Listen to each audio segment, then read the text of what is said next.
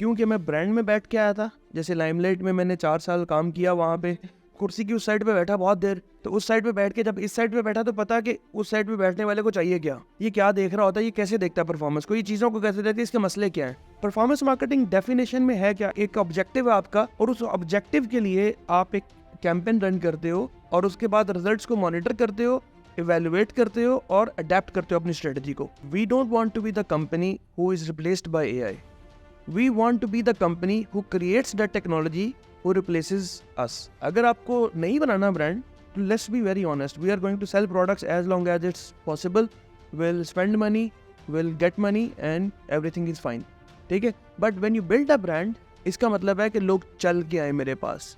जब लोग चल के आएंगे मेरे पास तो मुझे पैसे नहीं खर्चने, क्योंकि ब्रांड के पास तो लोग चल के जाते हैं ना खुद।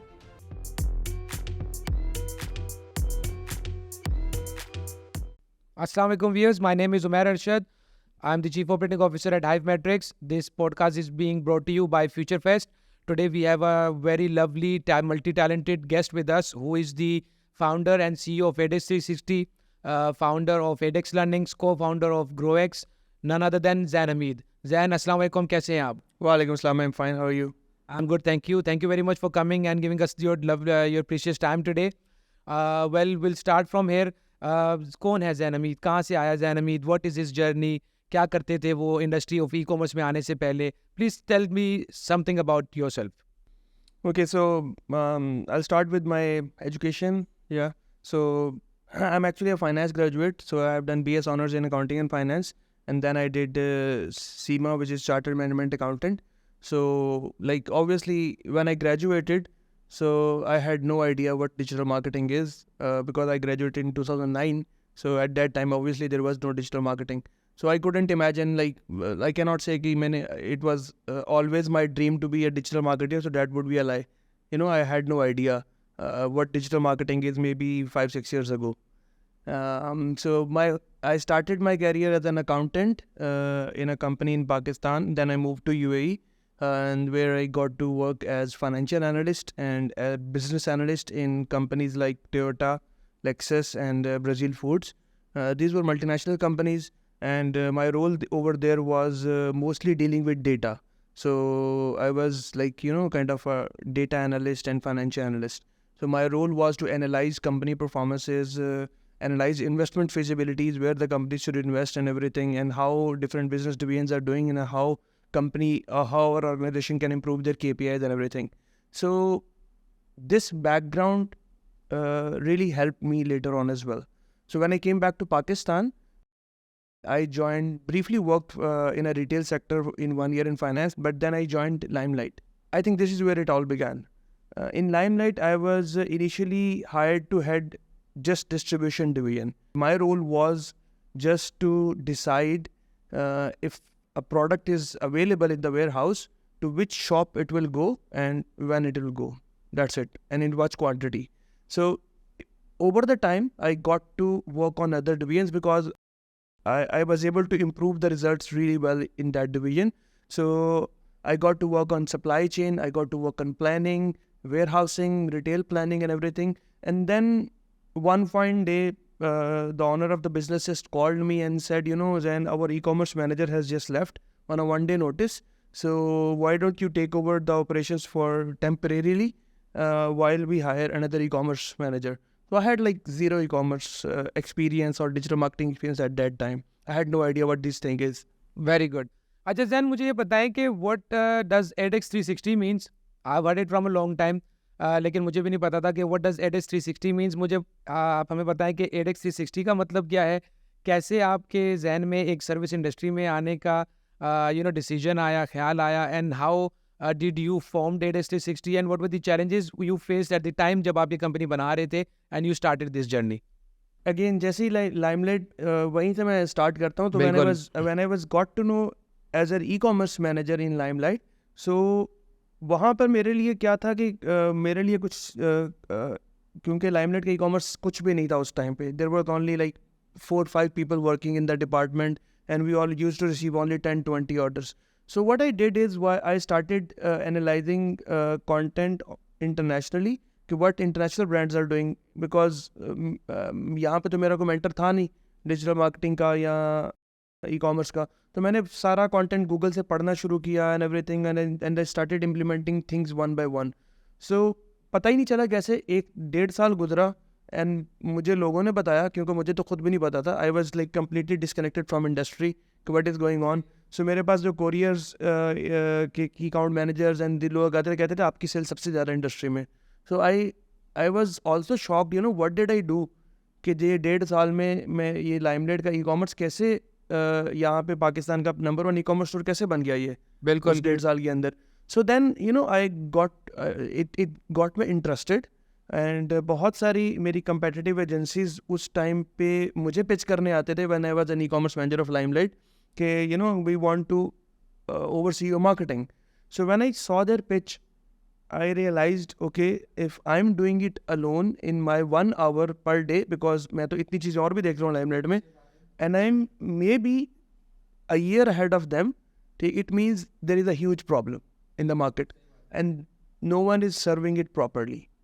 ठीक है. So this was the moment when I decided, you know, कि I think this is a problem I need to solve, because this industry is huge, and if I have the skill set to do it, I should do it. And this is when I decided, I resigned from Limelight, and I started working alone actually. in the beginning. In the beginning, obviously, I was working out of a coffee shop for at least briefly, maybe for 15 days or a month. Then I moved to an office in Township, then in Daftar Khan, where you know, one by one, I kept hiring 1%, 2%, 3%, and you know, all of a sudden, now I open my eyes and we are a team of more than 90 people now. माशाल्लाह माशाल्लाह. Yes, I have heard this. आपकी team माशाल्लाह बड़ी अच्छी है. Coming to the team, definitely मैं आपसे एक और सवाल ये करना चाहूँगा कि you've been in the market, you've been in the industry from a very long time माशाल्लाह. तो ऐसे क्या डिसीजंस आपने लिए? बिकॉज डेफिनेटली अकाउंट से, फाइनेंस से बैकग्राउंड, फिर आप ई कॉमर्स मेंटर होते हैं, फिर मार्केटिंग में आते हैं, फिर आप मार्केटिंग रिलेटेड टेक्निकल सर्विसेज में भी हैं आज, या because I think marketing without technical help you not able to execute it. फिर इसी तरह आप you are a good leader as well, और एक लीडरशिप क्वालिटी भी आपके अंदर डेवलप होती है. फिर कंसिस्टेंसी, आप कंसिस्टेंट होते हुए भी मार्केट में अपनी सर्विसेज प्रोवाइड करते हैं. और ऐसे वो कौन से चैलेंजेस थे और अचीवमेंट्स हैं जो जिसने आज एडेक्स और जैन हमीद को इस सक्सेस की हाइट तक पहुंचाया है? एक आपने जो ऑलरेडी अपने आंसर में मेंशन किया था ना, कि अगर मैं यूएसपीज अपनी देखूं, अगर मैं रिफ्लेक्ट बैक करूं कि you know what made us better, you know how we stood out, ठीक है, in the beginning, and how do we stand out now. So मुझे लगता है कि एक जो सबसे बड़ा था ना, कि एक बिजनेस का कनेक्शन. सो मुझे लगता है कि मार्केटिंग एजेंसीज जो इससे पहले थी, they were operating as a mere tool operators. Means कि we are a marketing agency, this is our domain, ad चलाना हमारा काम है, we will bring you sales and you just stay there. You know, they were not inviting clients to their table. And I believe, sorry for cutting you off, I believe there was no transparency in the market before, because आपने सही कहा कि पहले क्या होता था कि आप हमें इतने पैसे दें, हम इतने पैसे लगाएंगे और हम सेल्स जनरेट कर देंगे, एंड इस प्रोसेस का ब्रांड या बिजनेस कोई पार्ट नहीं होता था. मैं आपको वापस लेके जाऊँगा. जब मैंने कहा कि मैंने जब मार्केटिंग को स्टडी करना शुरू किया, तो मैंने इंटरनेशनल ब्रांड्स और एजेंसीज को पढ़ना शुरू किया गूगल पे. यहाँ पे किसी से सीख नहीं रहा था, तो पढ़ रहा था बैठ के बस. बिल्कुल. तो जब मैंने देखा कि दुनिया किस तरह काम कर रही है, ठीक है, तो मुझे रियलाइज़ हुआ कि जब दुनिया इस तरह काम कर रही है, तो it's not sustainable over here. आज तो मैं काम कर लूँगा अपने 4-6 क्लाइंट्स से, बट ये सस्टेनेबल नहीं है, ठीक है. क्योंकि जो भी स्ट्रेटजी अगर एक डेवलप्ड वर्ल्ड में, जहाँ पे ई कॉमर्स और डिजिटल मार्केटिंग इवॉल्व कर चुकी हुई है, और वहाँ पे सर्विस प्रोवाइडर और क्लाइंट का जो रिलेशनशिप जिस तरह चल रहा है, अगर वो वैसे ही कामयाब है चल रहा है, तो it's just a matter of time कि पीपल विल रियलाइज 1 साल में, 2 साल में, 3 साल में, कि नहीं, this is not how we should get service from our service provider. ठीक है, तो मैं वो कंपनी बनना चाहता था जो पहले वो सर्विस प्रोवाइड करना शुरू करते बाकियों से. So this is what we brought them to our table. We showed them, see this is how we do work. ऐसे डिजिटल मार्केटिंग करेंगे हम, ऐसे कैंपेन चलाएंगे, ये स्ट्रक्चर चलाएंगे, ठीक है, and this is how you monitor our performance. हम अपने क्लाइंट्स को एजुकेट करते थे कि सर इस तरह आपने यहाँ जाना है, ये रिपोर्ट खोलनी है, ये वाला KPI मॉनिटर करना है, देखने के लिए कि मैं कैसा काम कर रहा हूँ. सही है, ठीक है. सो इससे क्या होता था कि जब क्लाइंट एजुकेट होता है, एलिवेट होता है, तो वो अच्छे बुरे में तमीज़ भी कर सकता है. बिल्कुल. तो क्लाइंट को एजुकेट करने से आपको चैलेंजेस भी फेस हुए होंगे शुरू में, आई बिलीव, लेकिन ओवर द पीरियड ये आपको what do you think sitting today कि क्लाइंट को एजुकेट करने से, ट्रांसपेरेंसी लाने से आपको और आपकी फर्म को या आपकी कंपनी को फ़ायदा हुआ? What is your insight on this? If I'll get a chance to do it again, I'll do it maybe even more. Even इससे भी ज़्यादा रिग्रेस के साथ मैं ये दोबारा करूँगा, ठीक है? Because this is what I believe in, ठीक है? कि एक क्लाइंट जो होता है उसको कम्प्लीटली ऑनबोर्डेड होना चाहिए आपकी स्ट्रेटजी के साथ, क्योंकि उसकी इन्वॉल्वमेंट के बगैर उसके ब्रांड को मैं उससे बेहतर नहीं जान सकता, क्योंकि उसने वो ब्रांड बनाया है। बिल्कुल सही बात है आपकी। अच्छा मुझे एक बात बताएं कि digital marketing, data driven marketing, I think it's the same, because I want to ask you, since your background was from the data and from the beginning you were aligned with the data and you had a knowledge of the data, was this one of the reason to success in the marketing, in digital marketing domain? Yes, I would say कि this was one of the, एक तो जो मैं आपको बता रहा था एक बिजनेस कनेक्शन, कि क्योंकि मैं ब्रांड में बैठ के आया था, जैसे लाइमलाइट में मैंने 4 साल काम किया वहाँ पे, तो मेरे पास प्रोडक्ट नॉलेज, ब्रांड, कुर्सी की उस साइड पे बैठा बहुत देर, ठीक है? तो उस साइड पे बैठ के जब इस साइड पे बैठा तो पता कि उस साइड पे बैठने वाले को चाहिए क्या, ठीक है? ये क्या देख रहा होता है, ये कैसे देखता है परफॉर्मेंस को, ये चीज़ों को कैसे देखता है, इसके मसले क्या हैं, ठीक है? तो मुझे उसके मसले बाकियों से जल्दी समझ आ जाते थे और मैं उसके मसलों को बाकी से जल्दी एम्पथाइज कर सकता था कि yes I understand what you are saying, I have been there, ठीक है? तो एम्पथी और कनेक्शन जल्दी बिल्ड कर पाता था मैं बाकियों के निस्बत। और दूसरी बात data, yes data help me a lot, because digital marketing और स्पेसिफिकली परफॉर्मेंस मार्केटिंग डेफिनेशन में है क्या, लाइक कि आप एक ऑब्जेक्टिव है आपका जी, और उस ऑब्जेक्टिव के लिए आप एक कैंपेन रन करते हो जी, और बिल्कुल। उसके बाद रिजल्ट्स को मॉनिटर करते हो, इवेल्युएट करते हो और अडेप्ट करते हो अपनी स्ट्रेटजी को, and this is a cycle and you keep on doing it, this is called performance marketing. Now यहाँ पर चीज़ें आ गई, डेटा इकट्ठा करना, डेटा इवेल्युएट करना, डेटा मॉनिटर करना और उसकी बेस पे अडेप्ट यानी डिसीजन लेना, ठीक है? और फिर उस अगले डिसीजन को के डेटा को फिर मॉनिटर करना, इवेल्युएट करना और फिर डिसीजन लेना। इस सारे साइकिल में अगर आपके पास जितना डेटा को एनालाइज करने का, उसको सेग्रीगेट करके, उसको डिफरेंट सेगमेंट्स में बांट कर, उसको इसके ऊपर हाइपोथेसिस बिल्ड करके, फिर उस आपने हाइपोथेसिस को टेस्ट करके डिसीजंस करने की स्किल अगर आपके पास अवेलेबल है तो you can stand out. What makes ADEX 360 different from other sub-marketing services provider in the market? Initially I would say it was these two things, जो मैंने आपकी एक बिजनेस रेलिवेंस हम ज़्यादा बेहतर जानते थे, और इनिशियली ये स्किल्स चूँकि मेरे अंदर थी, ठीक है, तो मैं अपनी टीम जो मैंने हायर की उनको ट्रेन किया, उनके अंदर ये इनकलकेट कर पाया कि एक तो वो बिजनेस कनेक्शन बहुत ज़्यादा बेहतर बिल्ड करते थे, दूसरा डेटा के ऊपर हमारी ग्रिप जो थी बाकियों से बेहतर होती थी। बट मैं कहूँगा कि ये दो चीज़ें काफ़ी नहीं थी ADEX 360 को आज ADEX 360 बनाने में, ठीक है? इन दो चीज़ों से बहुत ज़्यादा इंपॉर्टेंट था culture, the culture of empowerment, ठीक है, द कल्चर ऑफ फ्रीडम, ठीक है, and the culture of growth that I created. एक कॉन्सेप्ट होता है सिटीजनशिप का कॉन्सेप्ट, ठीक है? सिटीजनशिप क्या होता है कि हम हमारा मुल्क है, नेशनलिज्म है, पाकिस्तान है, हम अपने मुल्क से क्यों मोहब्बत करते हैं? क्योंकि हमें लगता है कि हम बिलोंग करते हैं पाकिस्तान के तहत, हम Pakistani, we belong to a mission, a nation and everything.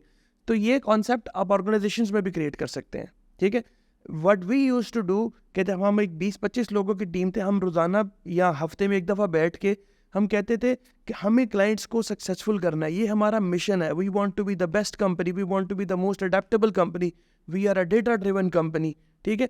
तो जो 20 लोग जो उस मीटिंग में बैठ के डिस्कशन कर रहे होते, उनको लग रहा होता था वो इंडस्ट्री बदल रहे हैं, दे आर चेंजिंग इंडस्ट्री। सो एक मिशन के साथ वो कनेक्टेड फील करते हैं, ठीक है? जब आप उनको विजन और एक दिखाते हैं ना कि ये मैं करने जा रहा हूँ, ये हम करने जा रहे हैं, ये हम सब मिल के करने जा रहे हैं, आप अपनी ऑर्गेनाइजेशन का मिशन, विजन क्लियरली अपने एम्प्लॉयज़ के साथ रोज़ाना की बेसिस के ऊपर बताते रहो, रिपीट करते रहो, वो उसके साथ कनेक्टेड फील करते हैं। जब वो मिशन के साथ कनेक्टेड फील करते हैं तो वहाँ सिटीजनशिप के जज्बात आ जाते हैं।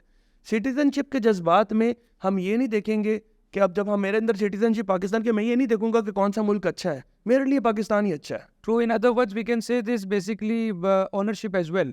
अगर एम्प्लॉयज़ के दिमाग में ये बात होगी कि he is the owner or they are the owners, then it's hard to succeed. but if everybody will take the ownership of their own particular work or the JDs, so that together as a team it would be really possible to succeed. Jain साहब मुझे एक बात बताएं कि what is your say on artificial intelligence? Since artificial intelligence के how is ADEX 360 coping up with artificial intelligence and with respect to AI, आप क्या कर रहे हैं ऐसे, और आपकी इस कंट्रीब्यूशन से इंडस्ट्री को और ब्रांड को क्या फ़ायदा हो रहा है? मोर ओवर क्या वैल्यू ऐड करेगी AI और ADEX 360 इस मार्केटिंग डोमेन में? Everyone, you know, we all are talking about AI के कैसे ये स्पेशली डिजिटल मार्केटिंग प्रोफेशनल्स को, क्योंकि कंटेंट क्रिएशन को बहुत आसान कर दिया, ऑटोमेट कर दिया AI ने, even graphical content creation, text based content creation, ठीक है. सो कॉपी राइटर कहाँ जाएंगे, ग्राफिक डिज़ाइनर कहाँ जाएंगे, एंड एवरीथिंग, ठीक है. And you know this is just one aspect of AI जो कि बहुत पब्लिक है, जो कि चैट GPT ने और इन चीज़ों ने उसको बहुत पब्लिकली दिखा दिया. There are like AI was always there, right. So what we want to do is, we decided a year ago, we don't want to be the company who is replaced by AI. We want to be the company who creates that technology who replaces us. ठीक, बिल्कुल सही है. तो जब AI के ऊपर किसी ने कोई टेक्नोलॉजी बिल्ड कर रही है ना, जो कि मेरे और आपके काम को या हमारे काम को रिप्लेस करेगी, ठीक है, तो हमने डिसाइड किया कि बजाय इसके कुछ से डरने से कि कोई बना रहा है टूल जो मेरे काम को रिप्लेस कर देगा, तो मैं क्यों ना वो टूल बना दूं जो मेरे काम को रिप्लेस कर देगा, ठीक है. तो हैंस वी डिसाइडेड कि we are going to invest in AI tech. So we have a complete tech division जो कि इस टाइम SaaS प्रोडक्ट्स बना रही है, और हमारी 2 प्रोडक्ट्स जो हैं वो ऑलरेडी लाइव हैं, universal feed and pushbot on Shopify store. और we are very soon in next quarter we are going to launch their AI versions where we use artificial intelligence to increase productivity and efficiency of those products, and obviously there are many more products in pipeline. आपने जैन साहब मुझे बताया कि आप जो है basically आप ADEX 360 with terms to आपने और ADEX 360 ने एक टेक्निकल डोमेन भी ओपन की है, एक टेक्निकल पार्ट भी आप प्ले कर रहे हैं जो कि आई थिंक आपको, आपके क्लाइंट्स को और आपकी कंपनी को हेल्प आउट कर रही है ग्रोथ के लिए. Sir can you please tell us how did that idea come from? And what value is that adding as well in your day-to-day operations and routine, and how will it help the industry as well? So it all starts with what if.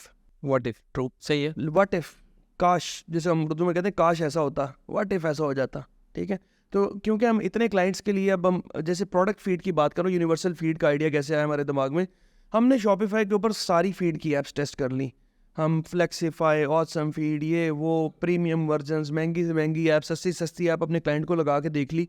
हमारे दिमाग में ideas आते थे, यार what if इसमें ये भी होता, व्हाट इफ़ इसमें ये भी होता, व्हाट इफ़ अगर इसमें ये हो तो मैं अपने प्रोडक्ट सेट को इस तरह बना के, तो मेरी कितनी वेस्टेज कम हो जाएगी. ये प्रोडक्ट्स फीड में जा रही हैं, इनको नहीं जाना चाहिए, ठीक है, लेकिन ये फिर भी जा रही हैं. जैसे मैं आपको एक एग्जांपल देता हूँ, हम उनको रिटेल ब्रांड्स के लिए काम करते हैं, वहाँ पे साइजेस का बड़ा इशू होता है. जूतों के ब्रांड्स के लिए काम करते हैं, एक ब्रांड एक जूते में 8 साइज़ हैं, 6 साइज़ हैं, ठीक है. अब अगर फ़र्ज़ करें 8 साइज़ अवेलेबल है जूते में, और मैंने एक प्रोडक्ट सेट बनाया हुआ है, तो आपको पता है जो फेसबुक का एल्गोरिथम है मेटा का, वो बेस्ट परफॉर्मिंग प्रोडक्ट को सबके सामने लेके आता है कि जो अच्छी प्रोडक्ट है वो कहेगा मैं पहले वो लोगों को दिखाऊंगा. अब आप मुझे बताएं, जिस जूते के 8 में से 7 साइज़ बिक गए हैं, वो बेस्ट परफॉर्मिंग ही होगा ना, ऑब्वियसली बेस्ट परफॉर्मिंग होगा. अब वो एक साइज़ जो कि पता नहीं कोई ऑड साइज़ होगा, ये सबसे बड़ा, ये सबसे छोटा, वो बेस्ट परफॉर्मिंग है फेसबुक की नज़र में, और वो सबके सामने उसको फेंक रहा है, वो है ही बेस्ट परफॉर्मिंग है, लेकिन लोग उस पर क्लिक कर रहे हैं और बाउंस ऑफ कर रहे हैं.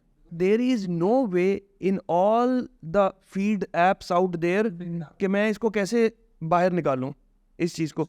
हाँ, तो हमने अपनी जो फीड है उसमें एक फिल रेट का KPI इंक्लूड करवाया, जो कि कैलकुलेट करता है कि number of sizes in stock divided by number of available sizes. इसका मतलब है कि अगर एक जूते में 2 साइज़ अवेलेबल हैं 8 में से, तो उसका फिल रेट है 25%. मैं अपने प्रोडक्ट सेट में फ़िल्टर लगा सकता हूं कि मुझे 50% से नीचे फिल रेट वाली प्रोडक्ट्स दिखानी ही नहीं है, तो बेस्ट परफॉर्मिंग जाएंगी, लेकिन जिनके आधे से ज़्यादा साइज़ अवेलेबल है सिर्फ वही जाएंगी. तो हम बहुत सारी वेस्टेज कंट्रोल कर सकते हैं, ठीक है. ये छोटी छोटी वेस्टेजेस जो है ना, वो आपके ROI को आगे इम्प्रूव करती हैं. This is one example. हमने इस तरह की 5, 7, 10 किस्म के और बहुत सारे फीचर यूनिवर्सल फीड में जो हमारे व्हाट इफ्स थे एक्चुअली, कि यार व्हाट इफ ऐसा होता, व्हाट इफ ऐसा होता. This is the only app which you have developed, or there are upcoming projects and there are ongoing projects? Because here is the chance you can speak it about your apps as well. Yeah. So Universal Fad app was our first product. हमने एक दूसरी app जो है push bot, जो already deployed है, ठीक है, and it's live and it's already working very well for many brands in Pakistan and internationally also. So push bot is a push notification app, ठीक है, कि push notifications are a very good alternative of email and SMS communication because they are rich, they are easy, they are cheap to execute, and their click rates and CTRs are very high. Even the conversion is good Even as the well. conversion is very high. So push bot के अंदर हमारा हमने जो existing जितनी भी apps थी उनमें से बहुत बेहतर वर्जन हमने निकाले. जैसे किसी भी ऐप में कार्ट को रिकवर करने की तो ऑटोमेशन अवेलेबल थी एग्जिस्टिंग, लेकिन चेकआउट को रिकवर करने की ऑटोमेशन अवेलेबल नहीं थी. तो हमने 4-5 स्टेप्स ऐड किए. इसके अलावा अभी हमारा जो वीटा वर्जन लॉन्च हो रहा है with in 2-3 months may be, इसी क्वार्टर के अंदर, शायद अगले क्वार्टर में हम उसको लॉन्च कर देंगे. हम उसमें डायनामिक क्रिएटिव्स लेके आ रहे हैं. यानी कि मैं एक पुश नोटिफिकेशन कैंपेन भेजने लगा हूँ. अभी जितने भी ऐप्स आपके मार्केट में अवेलेबल हैं शॉपिफाई स्टोर पे, इवन द बेस्ट वंस, आप उसके अंदर एक कॉपी देते हैं, एक इमेज देते हैं, एक लैंडिंग पेज देते हैं और अल्लाह हाफिज़ भेज देते हैं उसको. उसमें स्मार्ट डिलीवरी एल्गोरिथम्स उनके भी हैं, हमने भी लगाए हुए हैं. But what we are doing is कि why I am giving 1 copy. मैंने अगर 2 लाख सब्सक्राइबर्स को भेजना है तो मैं 5 कॉपियाँ देने की आपको ऑप्शन दूंगा और 4 क्रिएटिव्स देने की ऑप्शन दूंगा. Let's suppose 5. सो पहले 10,000 को मैं इनके कॉम्बिनेशंस बना के भेजूंगा, CTRs मॉनिटर करूंगा और उन CTRs की बेस पे जो बेस्ट परफॉर्मिंग कॉम्बिनेशन होगा बाकी 190 को वो भेजूंगा, ताकि आपका एफिशिएंसी प्रोडक्ट, आपकी कैंपेन की एफिशिएंसी मैक्सिमाइज हो. बिल्कुल. सो सेम अब हम क्या कर रहे हैं कि जो अबेंडेंट कार्ड्स की कॉपीज होती हैं, hey you left this in your cart and everything वगैरह, सो वहाँ पे हम इसको AI के साथ कॉपीज जनरेट कर रहे हैं. सो ऑल द कॉपीज, अभी हम एक कॉपी लगा के भूल जाते हैं. ये अबेंडेंट कार्ड की कॉपी लगी हुई है, 2 साल से वही लगी हुई है और वो चल रही है, चली जा रही है. कभी दिल करेगा 3 महीने बाद खोलेंगे और उसमें थोड़ी सी तब्दीली कर But देंगे. it's just rich context, it's nothing enticing. How will, why, I'll So just what we are open it, doing yes. is we are integrating AI with this. So while integrating AI, it will understand कि ये जूते को card recover करने की कोशिश कर रहा है, कपड़े को रिकवर करने की कोशिश कर रहा है, मैन से करने की कोशिश कर रहा है या वुमेन से करने की कोशिश कर रहा है. So it will adapt हर किसी को, जो उसकी अबेंडेंट कार्ड की कॉपी जाएगी वो उस बंदे और प्रोडक्ट के मुताबिक पर्सनलाइज्ड होगी. जैन साहब, मुझे एक बात बताएं कि ADEX 360 की जिस तरह मार्केटिंग एक सर्विस है, इसी तरह I think SEO is also the service which you provide, and SEO is, we can consider it part of the marketing as well. Unfortunately, I have experienced this. Very few people in the industry understand the value of it. So I want to ask you, what is the value of SEO, search engine optimization, in any business or in any brand which you or the industry is working on? मुझे भी लगता है कि you're right, SEO is extremely important if you want to build a brand. I really ask my customers, if you really want to build a brand or you just want to sell products. True, सही बात है, बिल्कुल. मतलब अगर आपको नहीं बनाना brand, let's be very honest, we are going to sell products as long as it's possible. We'll spend money, we'll get money and everything is fine. ठीक है. But when you build a brand, इसका मतलब है कि लोग चल के आए मेरे पास. जब लोग चल के आएंगे मेरे पास तो मुझे पैसे नहीं खर्चने. ठीक है. ब्रांड के पास तो लोग चल के जाते हैं ना खुद. ठीक है. So SEO will create a brand. Should SEO, sorry for interrupting, SEO को गेज करना चाहिए सेल्स के साथ, because majority of people in the industry they gauge SEO with sales. तो SEO का सेल्स से गेज करना या SEO की KPI सेल्स के साथ जो है कंपेयर करना, इज इट करेक्ट और इज इट रॉन्ग, और how should we gauge SEO? I think यहाँ पे ना हम एजेंसीज की भी जिम्मेदारी है, ठीक है, कि हम कितनी इफेक्टिव रिपोर्टिंग क्रिएट करते हैं. यहाँ पे देखिए, मैं जैसे हमको बताया ना, जब मैंने परफॉर्मेंस मार्केटिंग हमने लॉन्च की तो मैंने अपने क्लाइंट्स को एजुकेट किया कि सर आपको अपनी परफॉर्मेंस ऐसे इवेल्युएट करनी है, मेरी परफॉर्मेंस इन KPIs पे जाकर देखनी है आपने. आई थिंक यहाँ पर हमारी जिम्मेदारी है कि हम अपने क्लाइंट्स को एजुकेट करें कि SEO की परफॉर्मेंस आपने कैसे इवेल्युएट करनी है, इसका ऑब्जेक्टिव क्या है, इसका मकसद क्या है, ठीक है, and how it will eventually bring sales. ठीक है. क्योंकि देखें, दुनिया में कोई भी काम किसी ब्रांड को नहीं करना चाहिए अगर आज नहीं है 10 साल बाद उसने सेल नहीं लानी. तो आप अवेयरनेस भी करते हैं, ब्रांडिंग भी करते हैं, तो उसने कभी ना कभी सेल लानी होती है. And major objective is sales, to drive the sales, because that is how the business is going to survive. Yes. So for SEO we need to educate them. ठीक है, कि how this is going to drive sale. SEO के एक objective, सिर्फ लोग ना SEO का एक बड़ा लिमिटेड नैरो व्यू ले लेते हैं कि इसका मकसद सिर्फ कीवर्ड्स को रैंक करना है, कि इस कीवर्ड पर मेरी वेबसाइट ऊपर आ जाए. आई थिंक SEO का एक और बहुत बड़ा जो एस्पेक्ट है ना, वो होती है योर डिजिटल प्रेजेंस. कि when someone searches a brand how does it appear, वो कैसा दिखता है, ठीक है, उसके बारे में कितने ब्लॉग लिखे गए हैं, उस ब्रांड की इमेज किस तरह की है डिजिटल, ठीक है। सो जब even for B2B it is very important, क्योंकि B2B क्लाइंट है, अगर एक लेट्स सपोज एक फैक्ट्री है जो कि कपड़े की मैन्युफैक्चरिंग का काम करती है फॉर B2B क्लाइंट्स, ठीक है, या फायर प्रूफ कपड़ा बनाते हैं जो कि वो, या स्पोर्ट्स फैब्रिक बनाते हैं जो कि वाइट लेबलिंग के लिए जिसको एक्सपोर्ट करना चाहते हैं वो। अब उस फैक्ट्री के लिए जब कोई बंदा, इवन फ़र्ज़ करें मैं अगर आपके पास आता हूँ आज, मैं आपके पास अपने बताता हूँ कि किसी भी कॉन्फ्रेंस में मेरी आपसे मुलाकात हुई, ठीक है, और मैंने आपको बताया कि सर ये हमारा कपड़े की फैक्ट्री है वगैरह वगैरह वगैरह, चले गया मैं, ठीक है। अगले दिन जब आप अपने बोर्ड रूम में बैठ के मेरे बारे में थोड़ी रिसर्च करना चाहेंगे तो आप क्या करेंगे? You will Google me, Yes, definitely. you will Google my company. The way we find out, we Yes. meet people and You will socialize Google with my them. company Yes. and you will see कि how my LinkedIn is, how my website is. Google फिर मेरे ऊपर अगर एक Wikipedia का blog लिखा होगा मेरी कंपनी के बारे में, 4 ब्लॉग्स लिखे होंगे मेरी कंपनी के बारे में कि how this is the best manufacturer in Pakistan वगैरह वगैरह वगैरह, ठीक है, तो आपके मुझे ऑर्डर देने के चांसेस बढ़ नहीं जाएंगे? Definitely, बिल्कुल Now, बढ़ this is जाएंगे. not only कि मैं किसी कीवर्ड पर रैंक कर रहा हूँ, कि आपने ये नहीं सर्च किया कि fire sports manufacturer in Pakistan और मैं ऊपर आ गया, ठीक है। This is we already talked and how I appeared online change your mind. Geez, and my next question is this: how important does a client servicing plays a role in day-to-day operations and in the success of the company, of the organization, and how does it smooths the relationship between brand and the agency? I think this is a very good question because जो one of the few reasons हैं जिस तरह हमने अपने आप को differentiate किया था, ठीक है, वो यही था कि बहुत जल्दी, आई थिंक पहले 1-2 महीने में ही ना, मैंने ये रियलाइज़ कर लिया कि जो टेक्निकल टीम होती है ना, जो बैक एंड ऑपरेशंस टीम होती है, दे आर लाइक आर्टिस्ट्स, ठीक है, और आर्टिस्ट जो होता है ना, ठीक है, वो इतना सोशल नहीं होता, ठीक है, तो आर्टिस्ट को प्रोटेक्ट करना, आर्टिस्ट को एक मैनेजर चाहिए होता है जो उसको मैनेज करता है, ठीक है। सो ये आई थिंक ये एक एग्जांपल है ना, जैसे हम कोट कर सकते हैं कि जो भी अच्छा आर्टिस्ट होता है उसका एक मैनेजर होता है, सारी बातें उसके बिहाफ पे वो करता है, आर्टिस्ट अपना काम करता है, आर्टिस्ट आके परफॉर्म करता है, ठीक है। सो मुझे लगता है कि जो बैक एंड ऑपरेशंस के लोग होते हैं, like even designers, copy writers, performance marketers, content creators and everything, they are like artist. उनको कोई आके कह देगा ना कि यार ये डिज़ाइन मुझे बहुत बुरा लगा, कैंपेन आपने बहुत बुरी चली, लड़ पड़ेंगे आगे से, बिकॉज आर्टिस्ट अपने काम को लेके बड़ा सेंसिटिव होता है।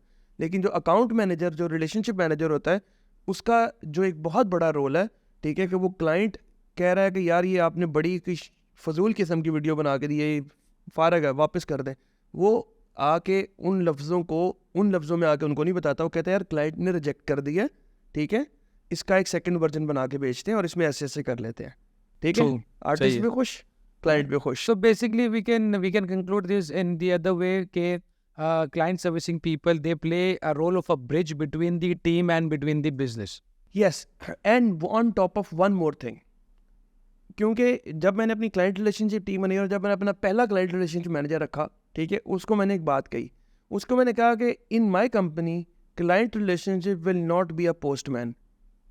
True. Yes. ठीक है, कि तुम डाकिए नहीं हो कि तुमने क्लाइंट से बात सुनी और इधर बता दी और इसकी बात सुनी और इधर बता दी, ठीक है, तो तुमने पोस्टमैन नहीं बनना, you should be the strategist, ठीक है, you should be a person कि जिसको ओवरऑल विजन अवेलेबल है कि यार design, content, performance marketing, SEO, social media, ये सब मिल के ब्रांड को कैसे फ़ायदा देते हैं। बिल्कुल सही बात है। ताकि जब ब्रांड आपके साथ अपना प्रॉब्लम शेयर करे तो आप इन सब के साथ कंसल्ट करके अपनी वैल्यू ऐड करके आप उसको एक स्ट्रेटेजी दे पाओ, उनको भी दे पाओ और इनको भी दे पाओ। And use your brains and I think there should be कोई भी बंदा जिसके अंदर मेरा ये मानना है कि अगर कॉमन सेंस नहीं है, बिकॉज कॉमन सेंस है, वो पोस्टमैन वाली बात मैं आपकी रिलेट करूंगा। व्हाट हैपेंस, अकाउंट मैनेजर्स या क्लाइंट सर्विसिंग पीपल समझते हैं, ये सोचते हैं ये कि हमारी जॉब ये है कि वहाँ से हमने क्वेरी उठाई है, लाके इनको दे दी, इनकी करके उधर दे दी। Unless they will not take the ownership, unless they will not add the value to the business and be, जैसे आपने कहा, स्ट्रेटेजीज, अगर वो स्ट्रेटेजीज बनेंगे तो then they will be driving both of them, otherwise एक डाकिये की तरह, एक पोस्टमैन की तरह दे विल बी स्टक। मैं एग्जांपल देता हूँ बहुत सारी आपको, जैसे एक परफॉर्मेंस मार्केटियर है, वो इसके पास एक सेल की कैंपेन आती है, वो ब्रीफ निकालता है, ठीक है, कि मुझे ना इसके 30 क्रिएटिव्स बना दो, इतनी एनिमेशन, इतनी जिप्स एंड एवरीथिंग, ठीक है। और एक अकाउंट मैनेजर समझ सकता है, ठीक है, वो क्लाइंट से बात करता है, ये तो 2 दिन चलनी है, ठीक है, 2 दिन के लिए 30 क्रिएटिव तो लर्निंग से नहीं निकलेंगे इस बजट में, तो कहेगा, उसको कह सकता है कि अपनी ब्रीफ को शॉर्टन करें, एक्सप्लेन देम, कन्विंस देम, इसको 5-7 क्रिएटिव ही काफ़ी हैं 2 दिन की सेल के लिए। Same goes for client as well, ठीक है। क्लाइंट अगर एक अनरीजनेबल किस्म की एक्सपेक्टेशन लेके आया हुआ है, ठीक है, तो वो उसको एक्सप्लेन कर सकता है कि how this your expectation is unreasonable, और वो स्ट्रेटजी में बहुत रोल प्ले करता है, ठीक है, रिसर्च में बहुत रोल प्ले करता है। ट्रू। अच्छा जैन, मुझे बताएं कि अगर एक कन्वेंशनल बिजनेस ऑनलाइन आता है और जो बेसिकली जो कॉन्सेप्ट है हमारा online offline, what is the what's your say on this and what are the challenges and what do you want to say कि कैसे इसको मैनेज करना चाहिए या कैसे मैनेज हो रहा है, इसके ऊपर कुछ अगर आप अपनी should shed light on this thing. अच्छा, ये वैसे बहुत अच्छा सवाल है, क्योंकि बहुत सारे मुझे ऐसे ना लोग मिलते हैं जो कि कहते हैं कि हमारा ये ना फलां ऑफलाइन बिजनेस है, दुकान है, ट्रेडिंग है, और ये बहुत अच्छी चल रही है, अब हम इसको, या अच्छी चल रही थी या उसके बाद अभी डिक्लाइन में, हम इसको ऑनलाइन लाना चाहते हैं, ठीक है। लेकिन ऑनलाइन लाने के लिए उनको ना कोई विजन क्लियर नहीं होता कैसे लाना है, ठीक है। उन्होंने सब चीज़ें पढ़ी होती हैं, इवन उनसे पढ़े लिखे लोग भी हैं, मेरे क्लास फेलोज हैं बहुत सारे, कि उनको सब चीज़ें पढ़ी, सब चीज़ों को पता होता है, but they don't have the vision कि इसको इस बिजनेस को मैं डिजिटली कैसे लेके जाऊँ। मुझे लगता है कि इसमें ना अपना माइंडसेट उनको थोड़ा फ्लेक्सिबल करने की बहुत, जो कि मैंने देखा है बहुत सारे लोग नहीं कर पाते, बहुत सारे लोग करते हैं और वो कामयाब होते हैं। इसकी मैं आपको बहुत अच्छी एग्जांपल देता हूँ। मेरा एक क्लाइंट है ओरिएंट टेक्सटाइल। बिल्कुल ठीक है। I will give Amjad Rafiq, who is the CEO of the brand, 100 marks out of it. ठीक है, because Orient is a brand जो कि initially they were manufacturers and then they created a brand only in wholesale market. ठीक है, उनको retail और e commerce दोनों पर ही बिलीव नहीं था, ठीक है, मतलब जो इनिशियल उनकी जनरेशन थी, but he believed in that, he invested in that, and from day one मेरे से ज़्यादा उसको यकीन होता है, ठीक है, कि इस बिजनेस को मैंने इवेंचुअली ऑनलाइन ही लेके जाना है और मैं कभी ना कभी होलसेल को बंद ही कर दूंगा। बिल्कुल। But on the other hand I meet many other people जो कहते हैं कि जैन साहब, ये मैंने कलेक्शन लॉन्च की है, इसको मैं अगर होलसेल पे अभी 20% उठवा दूँ बिक जाएगी, ऑनलाइन पे आपने 25% का एडवर्टाइजमेंट भी लगा दिया और थोड़े थोड़े करके पैसे आ रहे हैं, फिर मुझे सेल भी लगानी पड़ रही है एंड एवरीथिंग। तो ये किस तरह का ब्रांड बन रहा है मेरा, जबकि इस माल को मैं आराम से 15% 20% कमीशन दे के जब मर्जी को उठा के ले जाता है मेरा। सो दैट इज़ क्योंकि वो इन दो चीज़ों की जो फ़र्क है ना, उसको समझ नहीं पा रहे। जैसे मैंने एक दुकान खोलनी होती थी ना, मैं इसको एक एग्जांपल समझाता हूँ। मैंने एक जूतों का ब्रांड खोलना है। जूतों का ब्रांड 10 साल पहले खोलने के लिए मुझे क्या करना था, एक दुकान लेनी थी, उसका किराया देना था, उसकी रेनोवेशन करनी थी, उस पर सेल्समैन रखने थे, उसकी बिजली का बिल देने थे। यानी कि आज की अगर मैं कॉस्ट में लगाऊं, अगर एक मुनासिब मुझे 2-3 हज़ार स्क्वायर फीट की दुकान खोलनी है तो मुझे 1 करोड़ 1.5 करोड़ लग गया मेरा। बिल्कुल सही बात है। ठीक है, सिर्फ कैपेक्स के अंदर ही लग गया वहाँ पे। बिल्कुल। उसके बाद मेरे जूतों की सेल शुरू होनी है, ऑपरेशनल। अब जब मैं दूसरी तरफ, जब मैंने ऑनलाइन वेबसाइट बनानी है, तो मैं किसी को 50,000 वेबसाइट के देने को तैयार नहीं होता। बिल्कुल। वेबसाइट बनाने के लिए वो और कहे ना कि यार की लाख में बड़ी अच्छी वेबसाइट बना के, नहीं 50,000 ही बना के दे, ठीक है। और दूसरी तरफ मार्केटिंग में आप उनको कहते हैं कि सर आपको ब्रांड बनाने के लिए ना हमें लेट सपोज इतने की वीडियो कंटेंट बनाना पड़ेगा, इतने पैसे अवेयरनेस पे लगाने पड़ेंगे ताकि आपकी ब्रांड की पहले टॉप फनल रीच बिल्ड हो, ठीक है। तो उसके बाद फिर आपकी सेल आना शुरू होगी कि नहीं मुझे सेल चाहिए, ठीक है, इतना पैसे लगा के इतनी सेल ला के दो मुझे पहले देनी। तो यहाँ पर उनका माइंडसेट फ़र्क हो गया। जो अब वो अगर उसको यही सोचे ना कि जो पैसा वहाँ पे मैंने करोड़ रुपया दुकान बनाने के लिए लगाया था और उसके बाद मेरी सेल शुरू हुई थी, अगर वो करोड़ ना सही, मैं 40 लाख ही इसकी ब्रांड के कंटेंट अवेयरनेस और टॉप फनल और अवेयरनेस मार्केटिंग के ऊपर लगा दूं, ठीक है, ये समझूं कि ये मैं एसेट क्रिएट कर रहा हूँ अपना, और उसके बाद ये एसेट मेरे लिए रेवेन्यू जनरेट करेगा, ठीक है। तो आप देखिएगा कि बहुत जल्दी बहुत सारे online businesses they will be very successful online, क्योंकि उनके लिए प्रोडक्ट तो ऑलरेडी फिगर आउट है। बिल्कुल सही बात है। ये इसी तरह बात है जिस तरह जब हम ऑफलाइन शॉप्स खोलते थे, रिटेल शॉप्स खोलते थे, तो शुरू में सेल्स नहीं आती थी, तो हम खुद अपने आप को सेटिस्फाई करते थे बोल के यार अभी मैंने दुकान खोली है, अभी तो नहीं खोली है, अभी तो लोगों को पता चलेगा।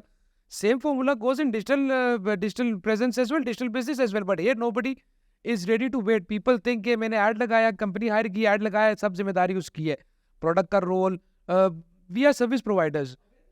अवेयरनेस का रोल है बिल्कुल। एक मार्केटिंग कंपनी जो एक सर्विस प्रोवाइडर है, they can provide the services, they have an expertise of the algorithm, they have an expertise of what is happening in the industry, but product plays a major role as well. And उसके लिए wait भी करना पड़ता है, उसके लिए definitely सारी चीज़ें जो है ना, एक प्रोसीजर है, प्रोसेस है, उसको फॉलो करना पड़ता है। इसी से रिलेटेड मेरा एक सवाल है कि जो ऑनलाइन मार्केट प्लेसेस हैं, आप क्या सोचते हो और समझते हैं कि ऑनलाइन मार्केट प्लेसेस जो है basically is it good for a business, for a brand in long term, और is it just good for a brand और business in short term? I mean, should somebody do it और should somebody not do it? अगर किसी ने करना है तो क्यों करना है, और नहीं करना है तो क्यों करना है? अगर तो आपके पास स्टॉक शॉर्टेज के इश्यूज नहीं है, if you have enough stock to supply to market place and to your own brand both, ठीक है, there is no harm going on market place, because in worst के सिनेरियोज आपको वहाँ से कोई सेल नहीं आ रही ना, ठीक है, तो you are getting eyeballs. उस वेबसाइट की ट्रैफिक जो उनकी वेबसाइट पे आ रही है, वहाँ पे आपके बैनर लग रहे हैं, वहाँ पे आपके ब्रांड का नाम है, वहाँ पे आपके प्रोडक्ट नजर आ रही है, लोगों को है, बिल्कुल सही है, फ्री में अवेयरनेस हो रही है। इसको लोगों को अपना ऐड और अपने ब्रांड का नाम दिखाने के लिए हम पैसा लगाते हैं वहाँ पे फ्री में कर रहे हैं, फ्री में कर रहे हैं, ठीक है, उस ब्रांड के खर्चे के ऊपर आप कर रहे हैं, ठीक है। सो आई थिंक हैविंग, क्योंकि मार्केट प्लेसेस की रीच बहुत ज़्यादा होती है, मार्केट प्लेसेस की रीच बहुत रूरल एरियाज़ में होती है, ऐसे एरियाज़ में भी होती है जहाँ पे आपके ब्रांड की कोई रीच नहीं है, ठीक है। अगर मार्केट प्लेस पर मेरे ब्रांड की प्रोडक्ट बिक गई और कहीं अटक के किसी गांव में वो प्रोडक्ट डिलीवर हो गई, तो वो ऊपर लेबल तो मेरे ब्रांड के लगा हुआ है ना, ठीक है, और उस लेबल पे नीचे मेरी वेबसाइट का नाम भी लिखा हुआ है, ठीक है, तो अगली दफ़ा वो मेरी वेबसाइट पे भी जाके ऑर्डर कर सकता है ना। Yes definitely, it's you know, it's the human nature. हम किसी के बारे में कहीं से सुनते हैं तो एक दफ़ा हम उसको जाके ज़रूर देखते हैं। तो अगर मार्केट प्लेस के ऊपर इफ आई डिडंट परचेज और I want to purchase something but I just considered it कि यार ये भी एक ब्रांड है, ये भी एक चीज़ें प्रोवाइड करता है। I would also like to ask you कि क्या मैसेज है आपका एक स्टार्टअप के लिए? जैसे कोई भी शख्स अगर अपना एक नया business, because what we have seen this के in case of brick and mortar, in case of the brands which are already established, उनके लिए तो एक ग्रोथ करना बहुत आसान है, लेकिन एक स्टार्टअप के लिए तो सर्वाइव करना बहुत मुश्किल है। कितना पीरियड उसको वेट करना चाहिए? Tentatively will be speaking of it because there isn't any case study in front of us, but a message to those people, those who are building their business online, is it अभी right now जो पाकिस्तान में हमें जो major problem आई है, जिसमें political, economical and climate issue आया, इस basis के ऊपर किसी को नया स्टार्टअप स्टार्ट करना चाहिए नहीं, और अगर करना चाहिए तो उसको कितना एक पेशेंट होना चाहिए, and what is your message to them? एक तो पेशेंस के ऊपर मैं एक बात करूंगा, दूसरी कि स्टार्टअप स्टार्ट करने से पहले क्या सोचना है आपने, ये दोनों चीज़ें अलग हैं, ठीक है। पेशेंस वाली बात मैं पहले कर लेता हूँ, ठीक है। मैं आपको एक एग्जांपल देता हूँ। जब मैंने लाइमलाइट छोड़ी और मैंने अपनी एडेक्स 360 स्टार्ट की, ठीक है, I told myself I am going to eat shit for a year, ठीक है। इसका मतलब है कि मैं कुछ भी अपनी लाइफ को मैं ट्रिम डाउन करूँगा, सेक्रीफाइस करूँगा, ठीक है, to survive in this startup, ठीक है। बहुत सारे लोगों को मैं देखता हूँ कि वो इस पर स्ट्रगल करते हैं, ठीक है, and it is very hard, I can tell you. मैंने ये 1 साल गुजारा तो मुझे पता है, ठीक है। अगर मैं 100 रुपया कमा रहा था लाइमलाइट में, तो मैंने पहला पूरा साल एडेक्स में 50 रुपये में गुजारा है। सही है, ठीक है।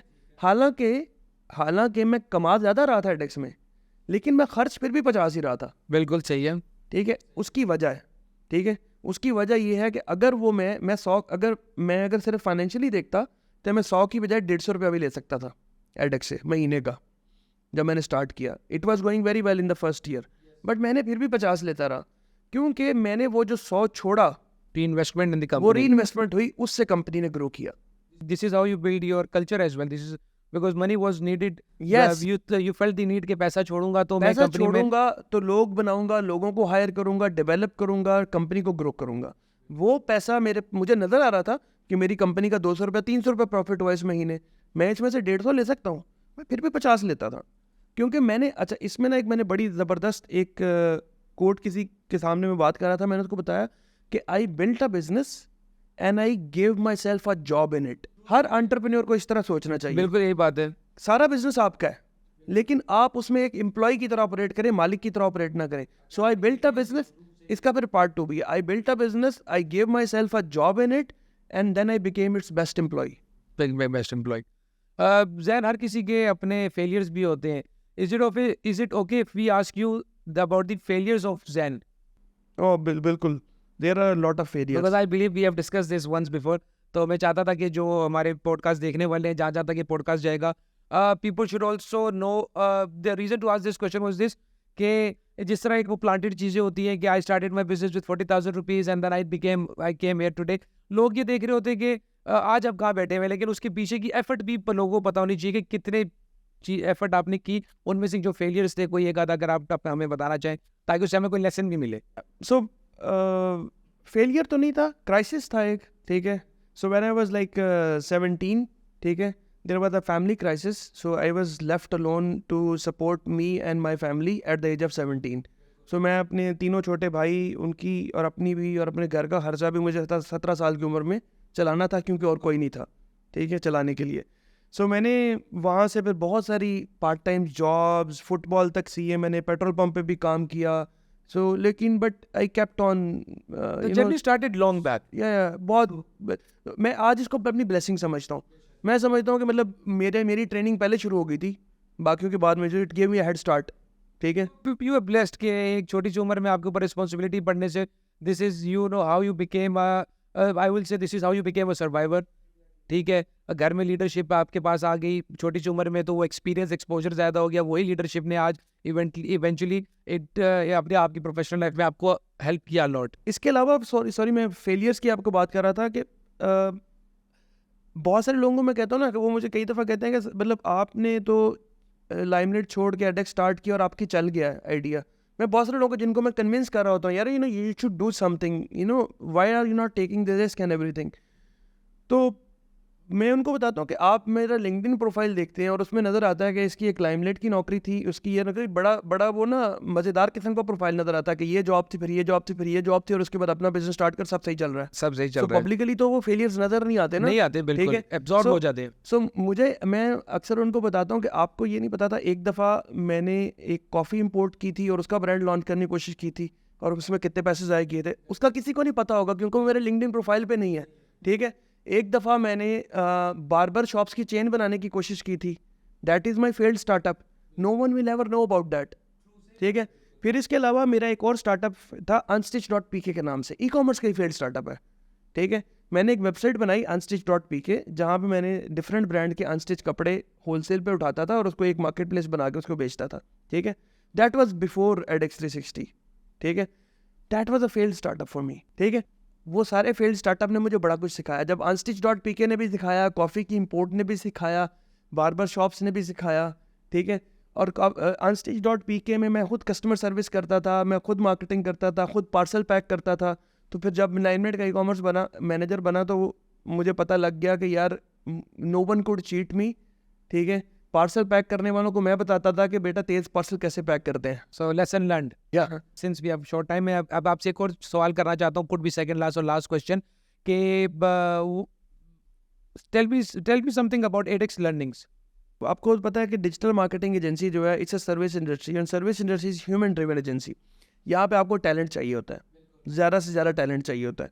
तो पहले 2 सालों में हमारी ग्रोथ स्लो इसलिए थी कि हम टैलेंट नहीं हायर कर पाते थे.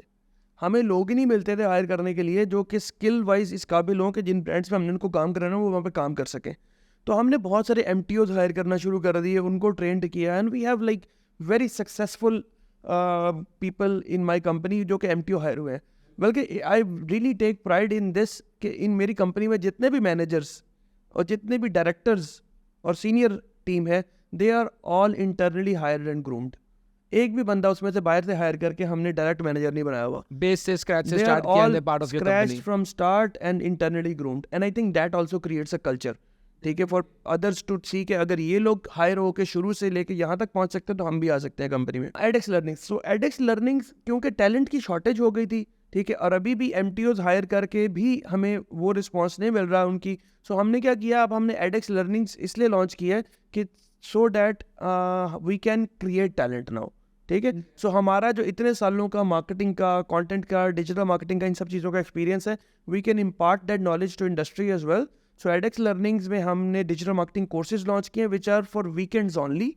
सो they are weekends only because professionals and even students can do it in their part time. तो इसके एडेक्स लर्निंग्स के अपने इंस्टाग्राम, फेसबुक, लिंक्डइन के पेजेस वगैरह बने होंगे, ताकि अगर किसी ने भी डिजिटल मार्केटिंग सीखनी है and want to pursue the career as a digital marketer, he और she is more than welcome to join the upcoming course. ठीक हो गया, great. Lastly, the last thing is this: we'd like to ask Zain, what is your message to the youth? What is your message to the business people? Your message and to everyone in the industry and in Pakistan, what is your message? कि आप क्या बताना चाहते हैं लोगों को कि वो क्या करें, कैसे सक्सीड करें in terms of e-commerce, in terms of sum it up, जितना भी आपका एक्सपोजर एक्सपीरियंस है आज दिन तक. तो यूथ के लिए मुझे एक मैसेज है मेरा सिर्फ, ठीक है, कि ऑनेस्टी को डिवैल्यू मत करें, ठीक है, ऑनेस्टी को डिमोनाइज मत करें, ठीक है, क्योंकि मैं आजकल की यूथ में ये बड़ा प्रॉब्लम देख रहा हूँ, ठीक है, कि उनको लगता है कि being honest is being naive, ठीक है, and being smart means being manipulative, ठीक है.